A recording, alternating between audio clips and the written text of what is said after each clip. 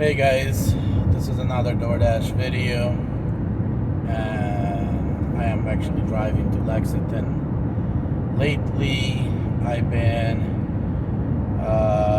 driving to Lexington, which is about 50 miles drive for me, and DoorDash down there. I'm right now testing out to dash at night, but I am actually driving at various different times, trying to see. But lots to runs during rush hour. The traffic is so horrible.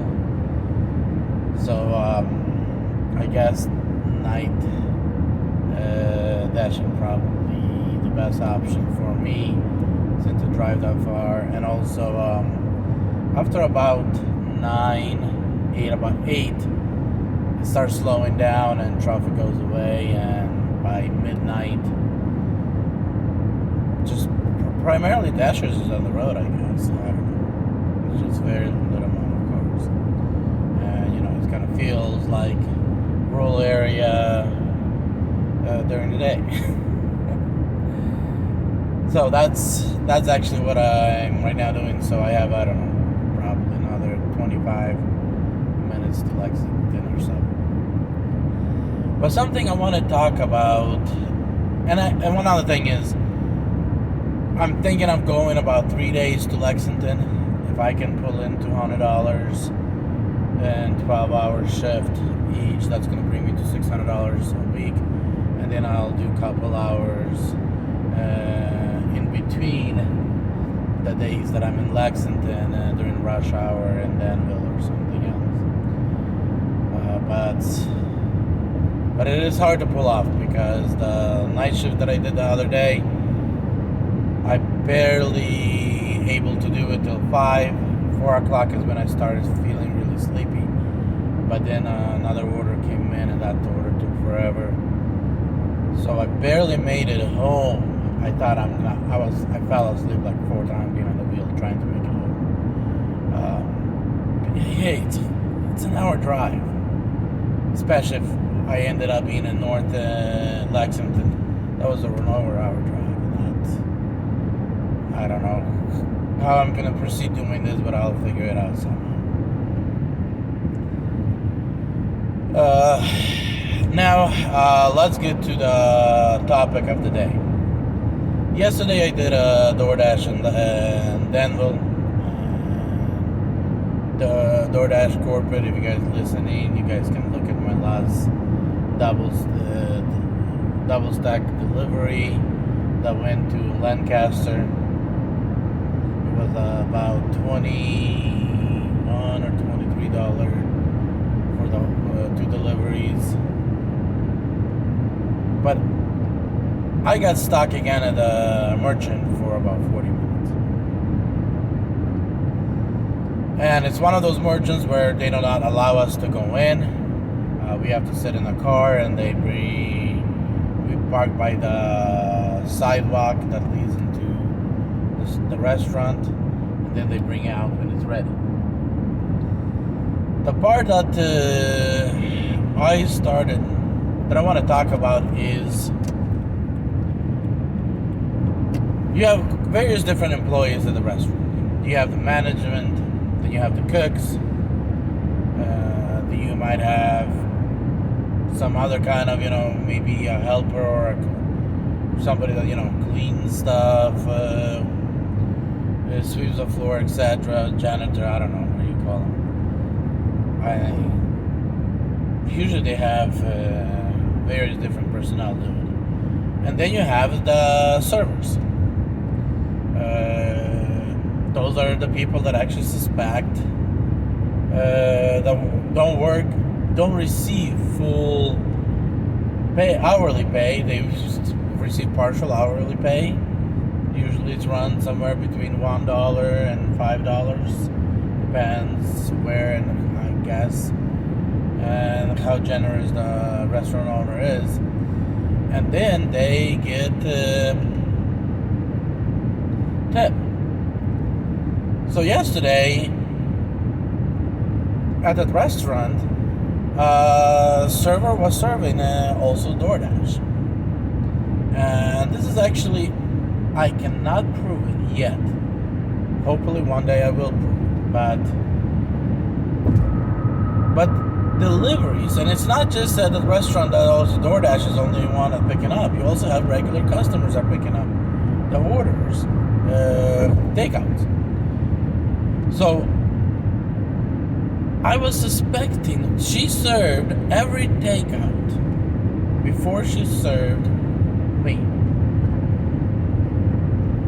And I'm having a suspicion that here's actually, let's look at the theory behind all this. Server makes $3 an hour plus the tips. So when you have a takeout and a customer comes out to pick it up, they most likely will tip the server, right? So the server has interest, has financial interest, getting involved in that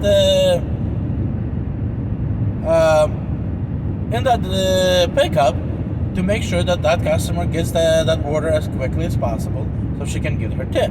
The same way when she serves the tables in the restaurant, she's expecting a tip. So she has financial interest. When it comes down to us as dashers, we do not tip servers. So because we do not tip servers, server has no interest whatsoever, no financial interest whatsoever to make that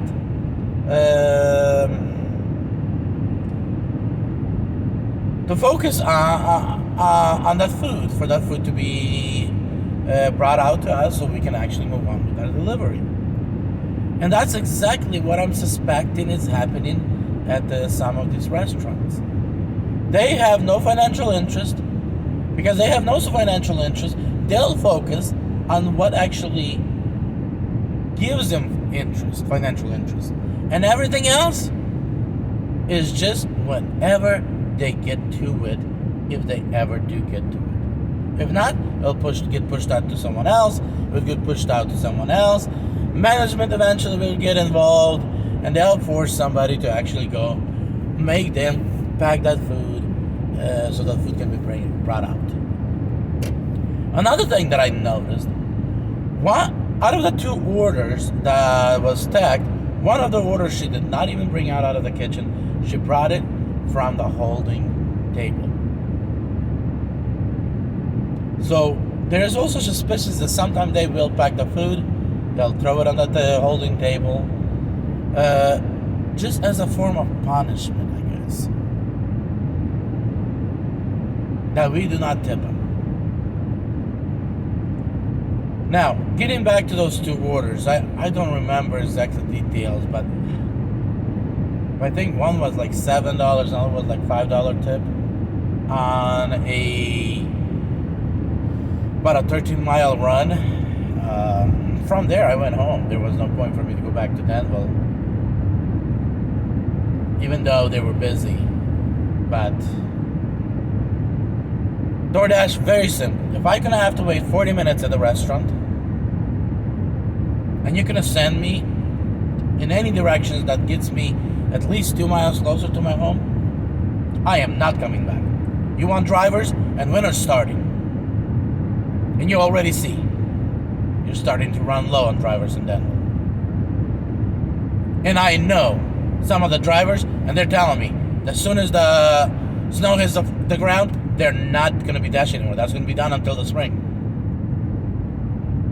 You want to keep us? Figure it out how to solve the problem. I delivered in Harrisburg.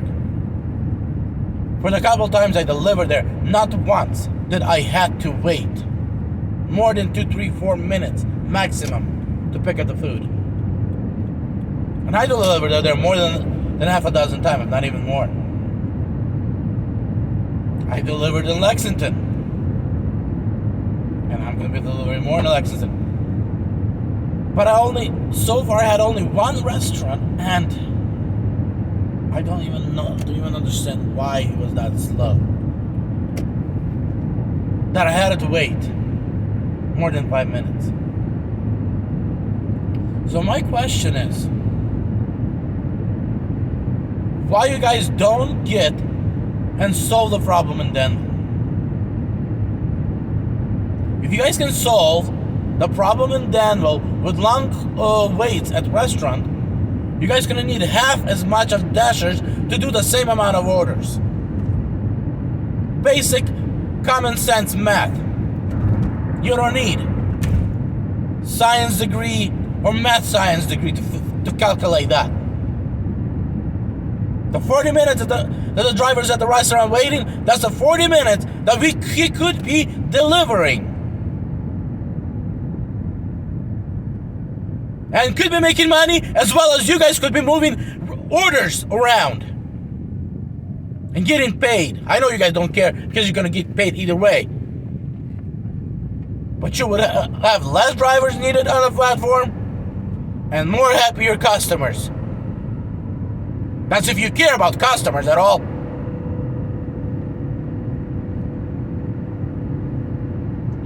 But I care you guys don't care about anything other than the bottom line. But remember, when customers stop ordering from you, there will be no bottom line. And you guys have chosen the road of no bottom line. Change your ways if you want to stick around.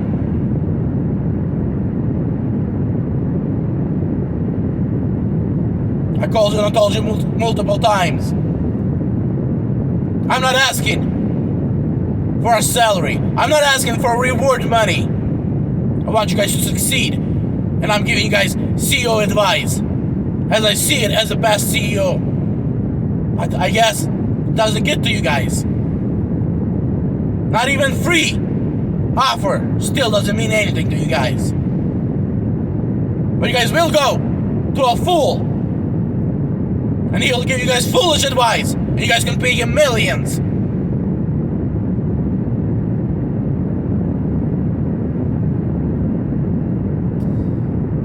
So are the rest of the listeners. Just sometime it gets at me. Okay, I just passing through Nichols, so I guess I just passing the second light on a bypass through Nichols, so I guess just starting go through the Nichols. But that's where I actually been suspecting. So yeah, drivers, that's the story. And customers, if you guys see an order that you guys end up waiting too long for, that's the fact. Maybe we need to figure out a way how to tip and the servers at the restaurant and drivers. But then how much is that going to be? Because like for me, that yesterday, those deliveries, let's say I spend 40 minutes, split them in half between the two. That's $20, 20 minutes each. Another 20-minute drive, let's split it in half. That's 10 minutes. Then round trip, that would be 20 minutes, so 30 minutes per delivery. Each delivery should have been at least $10 tipped. So that's the way I see it. So part 2 of this video is, well, like I said in the past, I will be talking about how to properly tip drivers, or delivery drivers. So the basic math is very simple as this. A lot of people having a hard time figuring out. They're tipping drivers the same way they would tip a server. But the server does not have a car expense. Server stays at the restaurant all day, and he usually services a couple tables at the same time. We have to drive in between each client, even if you have 2-3 orders in the car, and very rarely you'll find 3 orders in the car. Usually it's one order. Once in a while you get that double stack, the second order. So how do you really properly calculate what should be the tip for the driver? Let's first break out so you can understand the pay from the DoorDash. The $4 that the DoorDash charges for delivery, we don't get that. We only get $2.25. That's all we get from the DoorDash. Yes, they might give us a little bit extra on the extra mile, but that's honestly just to cover the vehicle expense and gas. Doesn't put us much in the pocket. If you want to see how much we're really making on a DoorDash alone, watch my first 2 or 3 videos. You'll see the DoorDash side of it barely covers the vehicle. So the driver is actually 100% tip. Now, when I get to the restaurant, so here's actually how you would actually calculate that. You would calculate the time for you, because first of all, the driver is filling in a job that normally you would do. You would actually go to the restaurant, you have to wait, pick up the food, drive back home. You value your time that it's not worth for you to actually go down there, so you're hiring somebody to do the job that you would actually normally would do. I personally believe that is considered as a luxury, because right now you have the luxury of to stay home while somebody does the work for you. So, as you sit at home and somebody right now has to go pick up the food, wait to get the food, come bring it out to you and deliver it to you, that's time that needs to be paid.